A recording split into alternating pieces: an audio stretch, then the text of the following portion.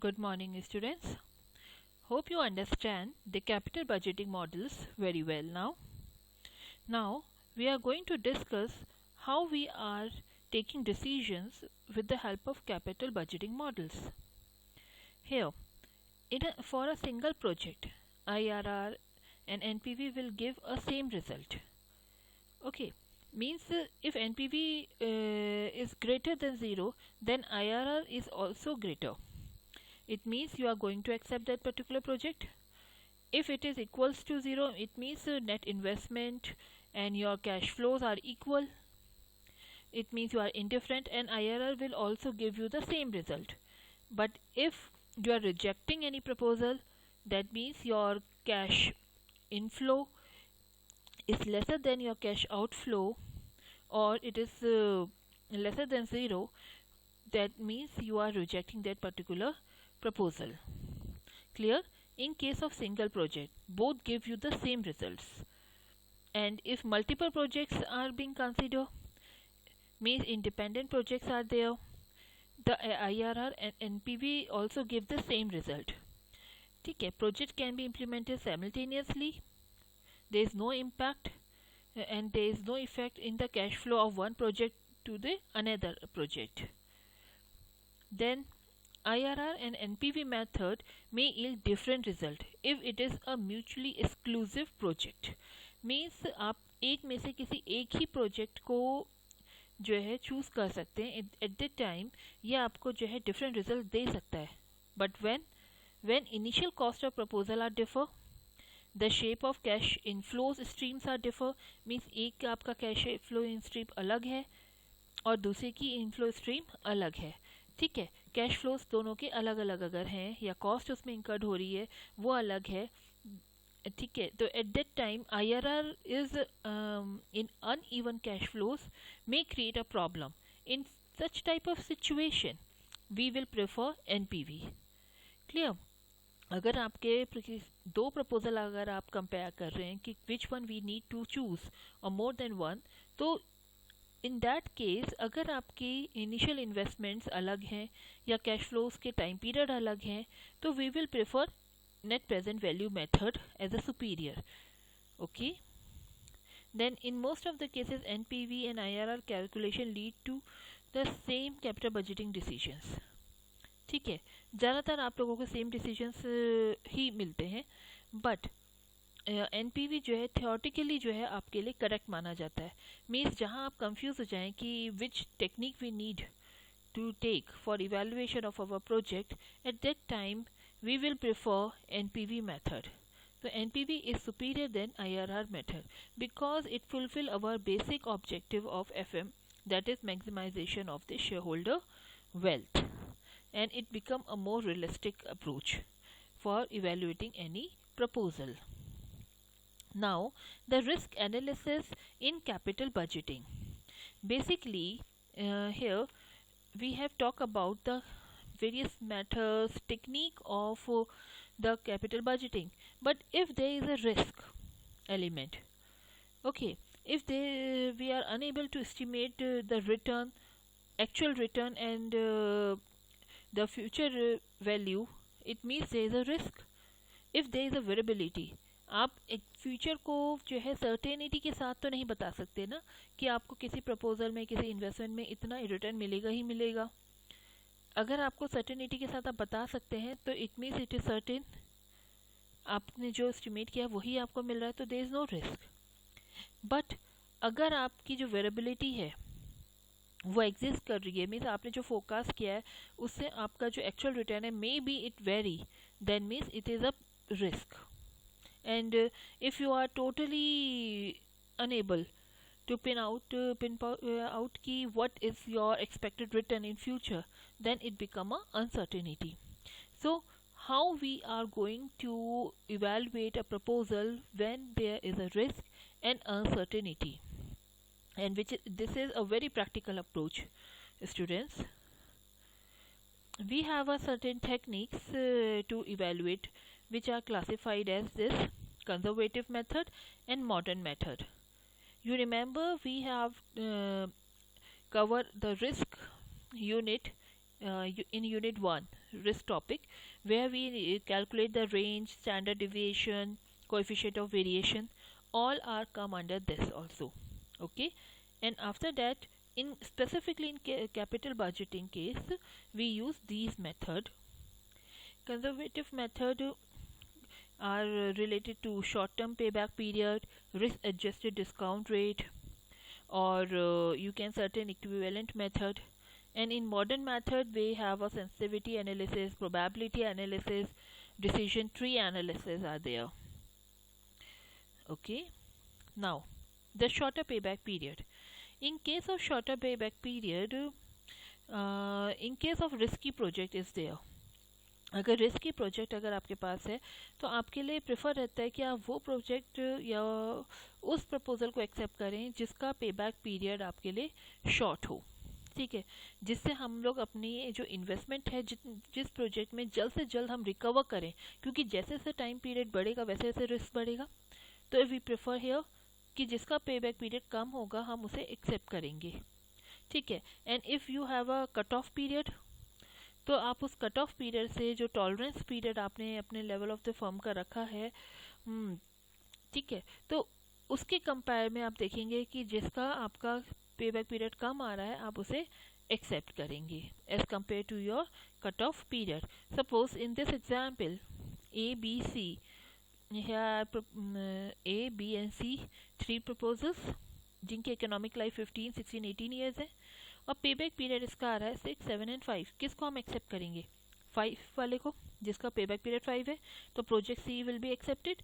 But अगर हमारा cut off period 4 year है, कि हम चाहते हैं कि हम ऐसे प्रोजेक्ट में इन्वेस्ट करें जिससे हमारा 4 ईयर में पूरा का पूरा जितना इन्वेस्टमेंट है रिकवर हो सके, in that case we are going to reject 3 of this project. Okay students,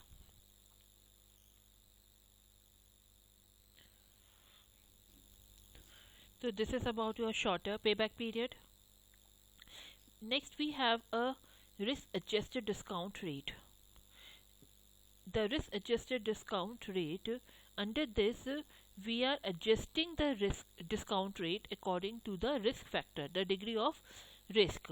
A risk discount factor is known as your risk premium rate, and here we have a risk free rate. In risk free rate you are going to add the risk premium rate, and after whatever risk discount factor you are getting, a risk adjusted discount rate you are getting, based on that you are going to calculate your net present value, and accordingly you will take the decisions. Like this, in this example here we have a discounting rate 10%, and the risk discounting factor, or you can say the degree of risk, is 2, 4 and 5%. It means the mildly risky factor have 2, moderately 4, and high risk factor is 5. Fine.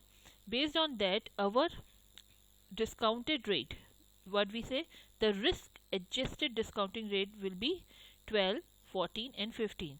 Instead of taking 10% as a discount rate, we are going to take a 12, 14 and 15% as a discount rate, and after using these discount rate we are going to calculate our NPV and IRR, and based on that we are going to select our proposal, or we are going to take our decision that which project or which proposal is best for you.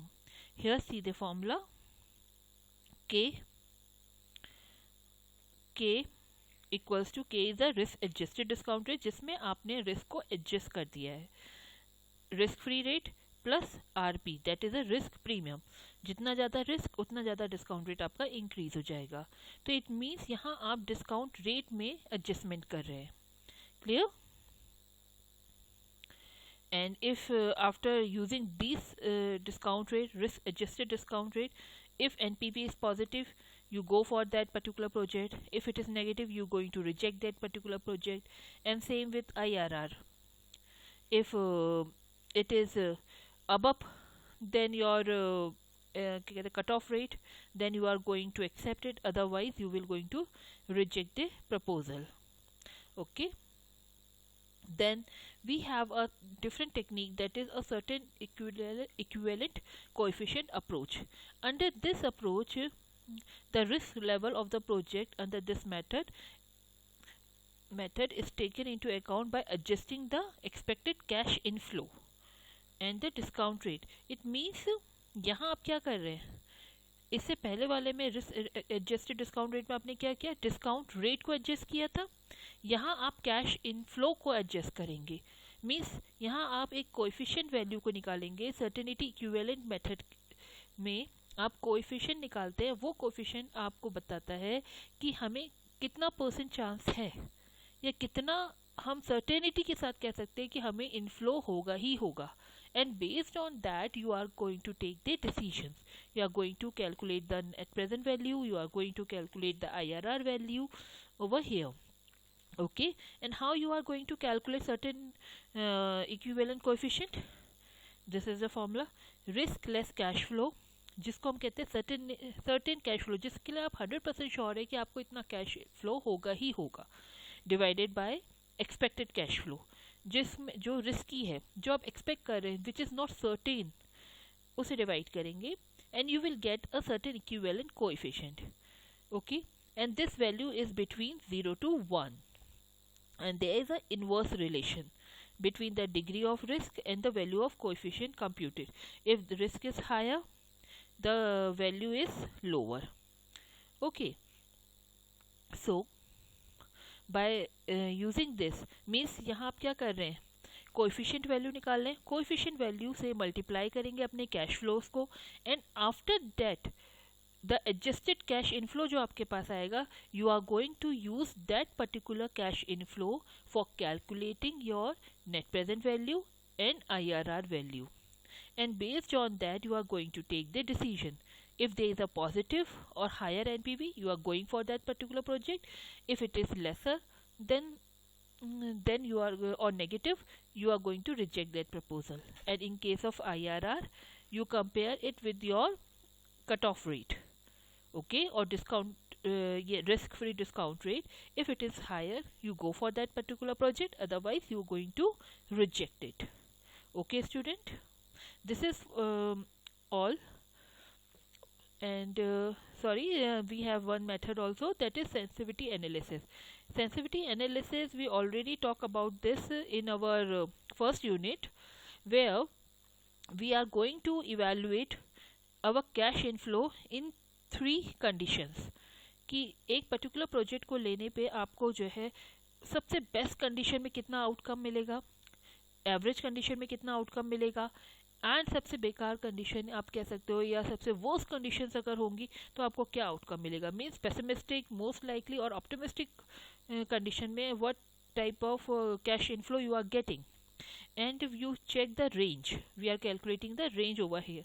It means it is a difference between pessimistic and optimistic cash flows, and based on that you are going to take decision. अगर range ज़्यादा जिस आ रही है, there is a difference, there is a lot of difference between pessimistic and optimistic cash flow, it means the project is more risky.